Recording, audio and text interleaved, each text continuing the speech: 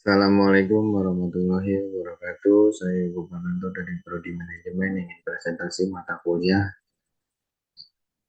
Manajemen Sumber Daya Manusia dosen pengampunya yaitu Dr. Sugeng Prayitno MM dalam rangka ujian tengah semester. Mari kita masuk ke materinya yaitu pelatihan dan pengembangan.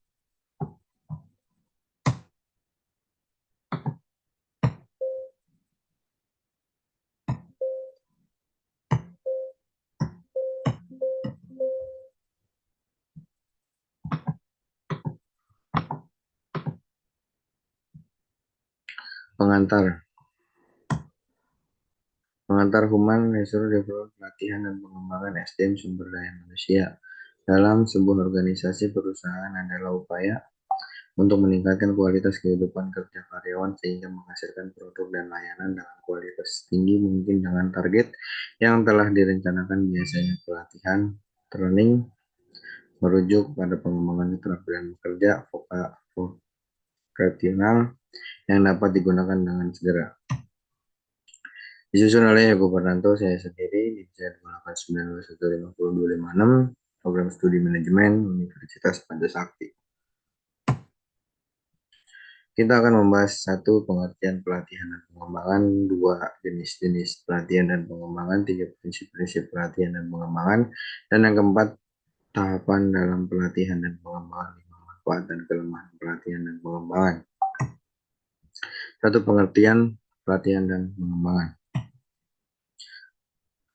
Literatur review pelatihan proses pembelajaran yang melibatkan perolehan keahlian, konsep peraturan atau sikap untuk meningkatkan kinerja tenaga kerja dimaksudkan untuk memperbaiki penguasaan berbagai keterampilan dan teknik pelaksanaan kerja tertentu terinci dan rutin. Pengembangan menyiapkan individu untuk memikul tanggung jawab yang berbeda atau yang lebih tinggi dalam perusahaan, organisasi, lembaga, atau instan pendidikan mempunyai ruang lingkup lebih luas dalam upaya untuk memperbaiki dan meningkatkan pengetahuan, kemampuan, sikap, dan dalam sifat-sifat kepribadian. Dua jenis-jenis pelatihan, yaitu satu, pelatihan keahlian, dan yang kedua pelatihan tim, dan yang ketiga pelatihan kreativitas, dan yang keempat pelatihan ulang, dan yang kelima pelatihan lintas fungsional. Perbedaan pelatihan dan pengembangan. Pelatihan meningkatkan kemampuan tenaga kerja untuk mengisi kekosongan posisi yang dibutuhkan saat ini, dan pengembangan meningkatkan kemampuan tenaga kerja untuk memaksimalkan kinerja individu untuk kebutuhan jangka panjang. Tiga prinsip dalam pelatihan. Satu, partisipasinya, dan yang kedua pendalamannya, dan yang ketiga relevansinya, dan keempat pengalihannya, dan yang kelima umpan baliknya, dan keenam suasana nyaman, dan yang ketujuh memiliki kriteria. Penilaian kebutuhan pelatihan. Satu, penilaian berdasarkan kebutuhan perusahaan. Yang kedua, penilaian berdasarkan kebutuhan tugas. Dan yang ketiga, penilaian berdasarkan kebutuhan karyawan. Dan yang keempat, perumusan tujuan pelatihan. Tahapan dalam melakukan pelatihan bisa melakukan sebagai berikut. Satu, pelatihan instruksi pekerjaan, dan yang kedua perputaran pekerjaan, magang dan pelatihan, dan yang ketiga kuliah dan presentasi, dan yang keempat permainan peran dan pemodelan perilaku, dan kelima studi kasus, dan yang keenam simulasi, dan ketujuh studi mandiri dan pembelajaran program, dan yang ke-8 pelatihan laboratorium, dan ke-9 pembelajaran aksi. Tipe-tipe efektivitas program pelatihan. Satu, reaksi untuk mengetahui sejauh mana para peserta merasa puas dengan program untuk maksud diadakan beberapa revisi atau program pelatihan. Dan yang kedua, learning, seberapa jauh para peserta menguasai konsep-konsep pengetahuan keterampilannya.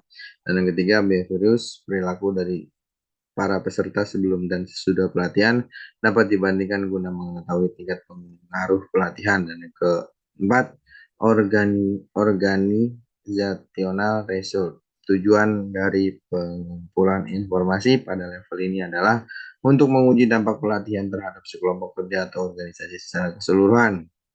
Dan yang kelima, cost effectivity. Ini dimaksudkan untuk mengetahui besarnya biaya yang dihabiskan bagi program pelatihan. Manfaat pelatihan dan pengembangan. Satu, meningkatkan kuantitas dan kualitas produktivitas. Dan yang kedua, mengurangi waktu belajar yang diperlukan karyawan untuk mencapai standar kinerja yang dapat diterima. Dan yang ketiga, membentuk sikap loyalitas dan kerjasama yang lebih menguntungkan. Dan yang keempat, memenuhi kebutuhan perencanaan bersumber daya manusia, mengurangi frekuensi dan biaya kecelakaan kerja, dan yang terakhir membantu karyawan dalam meningkatkan dan pengembangan pribadi mereka. Dan kelemahan pelatihan dan pengembangannya. Satu, pelatihan dan pengembangan dianggap sebagai obat untuk semua penyakit organisasional. Dan yang kedua, partisipasi tidak cukup termotivasi untuk memutuskan perhatian dan komitmen mereka. Sebuah teknik dianggap dapat diterapkan di semua kelompok dalam semua situasi dengan keberhasilan yang sama. Dan yang keempat, kinerja partisipan tidak evaluasi begitu karyawan telah kembali ke pekerjaannya. Dan yang kelima, informasi biaya manfaat untuk mengevaluasi program pelatihan tidak dikumpulkan. Dan yang keenam, ketidakadaan atau kurangnya dukungan manajemen. Yang ketujuh, peran utama penyelia atau atasan tidak diketahui. Dan yang ke-8, pelatihan bakal tidak akan pernah cukup kuat untuk menghasilkan perbaikan kinerja yang dapat diverifikasi. Dan yang terakhir, sedikit atau tidak ada persiapan untuk tidak lanjut. Pelatihan tidak lain merupakan aktivitas yang bertujuan untuk mengembangkan keterampilan dan pengetahuan khusus dalam konsep pelatihan dan pengembangan untuk menemukan dan mengeluarkan potensi yang ada pada diri karyawan yang masih terpendam untuk pengembangan personal dan perusahaan seorang itu bekerja. Terima kasih, saya akhiri. Saya Yogo Bananto dari Prodi Manajemen.